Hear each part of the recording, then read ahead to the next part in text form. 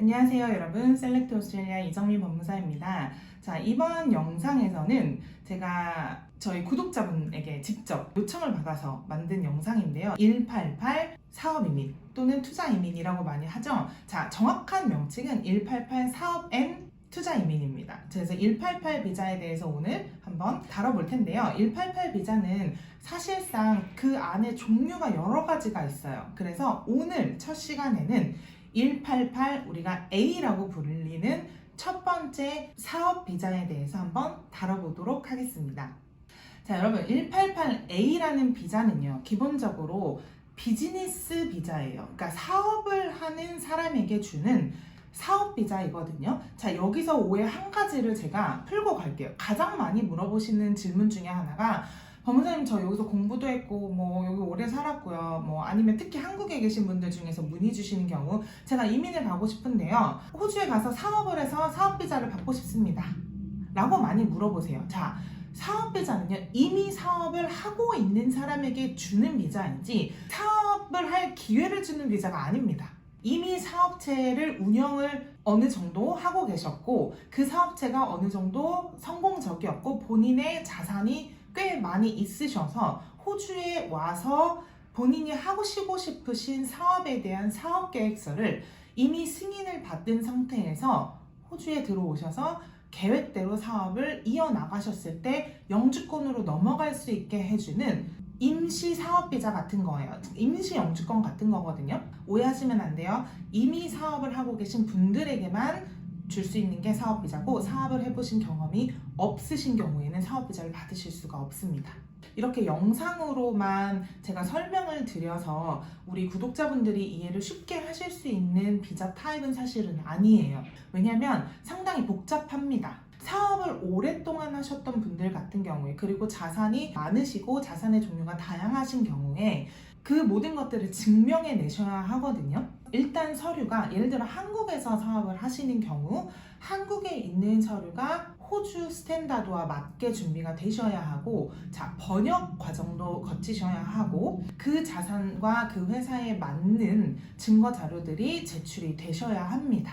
자, 그래서 사업비자는 꼭 반드시 개인 상담을 받으셔야 되고요. 개인 상담을 하고 나서도 실제로 비자가 들어가기 전까지 시간이 굉장히 많이 소요가 되는 비자입니다. 그리고 제가 조금 전에 말씀드린 것처럼 앞으로 내가 호주에 와서 어떤 사업을 하실지에 대한 비즈니스 플랜이 들어가셔야 돼요. 사업 계획서. 그런데 여기서 중요한 게 아무거나 하겠다고 하시면 안 돼요. 내가 가고 싶은 주, 예를 들어 퀸즐랜드 또는 뭐 뉴사우스웨일즈, 자, 이 주정부에 맞는 또 조건이 있습니다. 사업비자의 단계를 먼저 말씀을 조금 드리면, 첫 번째는 당연히 조건이 되시는지 상담을 통해서 정확하게 확인을 받으시고요. 그 다음에 서류 준비를 하시면서 본인이 가서 사업을 하시고자 하는 주를 선택을 하셔야 되고요. 그 주에서 원하는 조건이 무엇인지, 그리고 그 주에서 하지 말라는 사업이 무엇인지, 또는 권장하는 사업의 형태가 무엇인지를 반드시 확인을 하셔야 됩니다. 그 다음에 주정부에게 먼저 이 사업 계획서에 대한 허가를 받으셔야 됩니다. 자, 그리고 나서 실제로 이민성에 188 비자라는 것을 신청을 하실 수가 있습니다. 주정부가 허가를 해서 스폰서십이 나오지 않으면 비자 신청을 하실 수가 없습니다.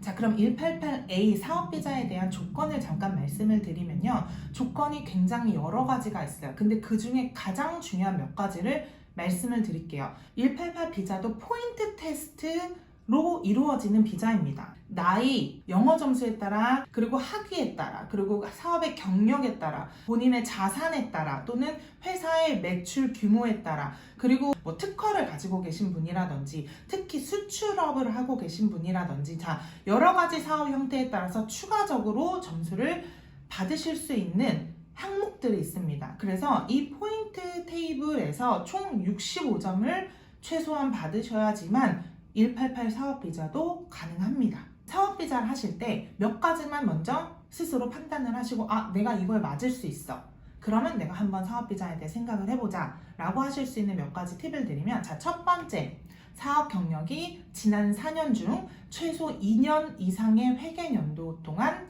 운영을 하신 사업체가 있으셔야 해요. 본인이 그 회사의 실질적인 경영인이시고 주주이셔야 합니다. 네, 그리고 주식을 내가 보유해야 되는 퍼센테이지는 회사의 매출 규모에 따라서 다르실 수 있어요. 두 번째로 중요한 거는 회사의 매출이 최소 75만 불, 호주 달러로 75만 불이 넘으셔야 합니다. 그리고 세 번째로 중요한 조건은 나의 순자산과 내 배우자의 순자산, 그리고 내가 소유하고 있는 회사의 순자산을 모두 합쳤을 때 호주 달러로 1.25 밀리언 해당하는 금액을 보유를 하고 계셔야 합니다. 순자산이라 하면 내가 가진 자산의 부채를 제외한 금액을 우리가 순자산이라고 하죠. 네, 이게 1.25 밀리언이 넘으셔야 합니다. 자, 이게 가장 기본적인 조건입니다. 자, 그래서 188 비자를 생각하시는 우리 구독자분들 중에서 이 세 가지 조건을 맞추실 수 있다고 생각을 하시는 경우 연락을 주셔도 괜찮습니다. 그리고 제가 이 밑에 디스크립션에 이번에는 제가 그 포인트 테스트 테이블 스스로 해보실 수 있는 링크를 한번 달아드려 볼게요. 그걸 한번 보시고 먼저 본인이 판단을 하셨으면 좋겠습니다. 그리고 한 가지 중요한 점은요, 188A 사업비자는 신청하실 수 있는 나이대가 만 55세 전까지입니다. 자, 마지막으로 제가 말씀드릴 거는 188 비자는 아까 말씀드린 것처럼 가영주권 같은 거예요. 임시 비자거든요. 그래서 결국엔 내가 영주권을 어떻게 딸까요?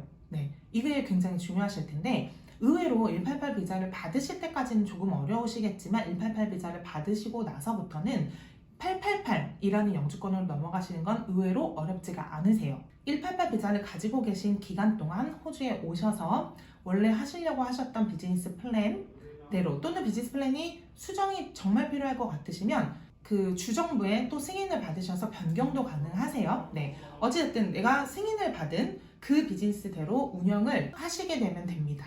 그리고 최소 2년 동안 운영을 하시게 되고요. 2년 중에 마지막 1년 동안 여러 가지 조건을 또 맞춰주셔야 되는데 그 중에 하나가 연매출이 호주 달러로 30만 불 이상이 나시게 되면 됩니다. 이거 이외에도 여러 가지 또 그 조건들이 있어요. 그 중에 몇 가지를 맞추시면 되는데 그거는 별로 어렵지 않으세요. 자, 그리고 여러분 이 영상을 지금 이 끝까지 봐주신 분들에게 제가 보너스 팁 하나 보내드리겠습니다. 사업비자를 신청을 하시기 위해서요, 무조건 한국에서 사업을 하신 것만 가지고 사업비자를 신청하시는 게 아니에요. 자, 어떤 분들이 있냐면 이미 호주에서 사업을 하셨던 분들이 있어요. 일을 할 수 있는 워크라이트를 가지고 계신 비자 상태로 앞에 말씀드린 조건들을 맞추실 수 있다면 사업비자 신청이 충분히 가능합니다.